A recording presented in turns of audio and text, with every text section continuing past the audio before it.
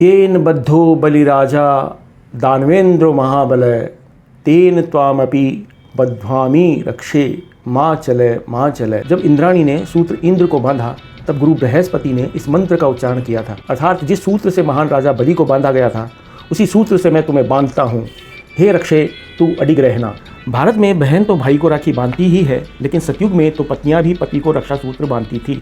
इसी का एक उदाहरण है भविष्य पुराण। जब देवराज इंद्र वृत्तासुर से युद्ध करने के लिए जा रहे थे तब अपने पति की रक्षा करने के लिए इंद्राणी शची ने अपने तप से रक्षा सूत्र की रचना की थी। पौराणिक काल में बहुत बड़े दानवीर तथा भगवान विष्णु के परम भक्त एक राजा हुए थे, राजा बलि। एक बार राजा बलि ने एक यज्ञ किया जिसमें सभी ब्राह्मणों को दान दक्षिणा दे रहे थे। तभी भगवान विष्णु भी उनकी परीक्षा लेने के लिए वामन अवतार लेकर उनके द्वार पर आ खड़े हुए। राजा बलि ने ब्राह्मण देवता से मांगने के लिए बोला तो वामन भगवान ने 3 पग भूमि मांगी। राजा बलि को अचरज हुआ, लेकिन उस समय पूरी पृथ्वी पर राजा बलि का राज्य था। उसने ब्राह्मण देवता से कहा, ले लीजिए, आपको जहाँ चाहिए 3 पग भूमि ले लीजिए। किंतु वो कोई ब्राह्मण नहीं, भगवान के अवतार थे। वामन भगवान ने 2 पग में ही पूरी पृथ्वी और आकाश को नाप लिया। यह देखकर राजा बलि समझ गए कि यह कोई साधारण ब्राह्मण नहीं बल्कि साक्षात ईश्वर का अवतार है।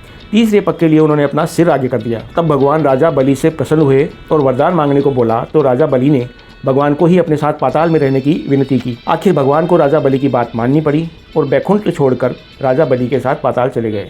इधर प्रभु को वापस न आया देखकर लक्ष्मी जी चिंतित हुई। उन्होंने खोजबीन की तो उन्हें पता चला कि भगवान अपने भक्त राजा बलि के यहाँ पाताल में रह रहे हैं। लक्ष्मी जी प्रभु की व्यवस्था को जानती थी। तब नारद जी ने उन्हें एक युक्ति बताई। वह एक गरीब स्त्री के रूप में राजा बलि के द्वार पर पहुंची और रक्षा सूत्र बांध दिया। लक्ष्मी जी ने अपने असली रूप में आई और बोली, हे भाई, आप तो साक्षात भगवान को अपने पास लेकर बैठे हैं, आप मेरे प्रभु लौटा दीजिए, मैं उन्हें ही लेने आई हूँ। तब राजा बलि ने भगवान को माता लक्ष्मी के साथ जाने दिया। एक बार महाराजा युधिष्ठिर इंद्रप्रस्थ में राजसूय यज्ञ कर रहे थे। महाराज युधिष्ठिर ने सभी राजाओं को आमंत्रित किया था, उसमें शिशुपाल भी था। भरी सभा में शिशुपाल ने भगवान श्री कृष्ण का अपमान किया। भगवान पहले ही उसके 100 पापों को क्षमा कर चुके थे, लेकिन जब उसने सीमा पार कर दी तो श्री कृष्ण ने अपना सुदर्शन चक्र चलाया और शिशुपाल का वध कर दिया।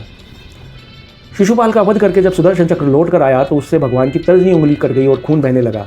यह देखकर द्रौपदी तुरंत दौड़कर आई और अपनी साड़ी के पल्लू का टुकड़ा फाड़कर श्री कृष्ण की उंगली पर लपेट दिया। तब श्री कृष्ण ने द्रौपदी को वचन दिया कि वह इस कपड़े के एक धागे का ऋण जरूर चुकाएंगे। जब पांडव द्रौपदी को धूत क्रीड़ा में हार गए तब दुष्ट दुशासन ने दुर्योधन के कहने पर उसे नग्न करने के प्रयास में द्रौपदी का चीरण हरण किया। तब द्रौपदी ने वसुदेव श्री कृष्ण को पुकारना शुरू किया। तब भगवान श्री कृष्ण ने चीर को बढ़ाकर द्रौपदी की लाज बचाई थी। कहा जाता है जिस दिन द्रौपदी ने श्री कृष्ण की कलाई पर कपड़ा बांधा था उस दिन श्रावण पूर्णिमा का दिन था, अर्थात यानी राखी का दिन।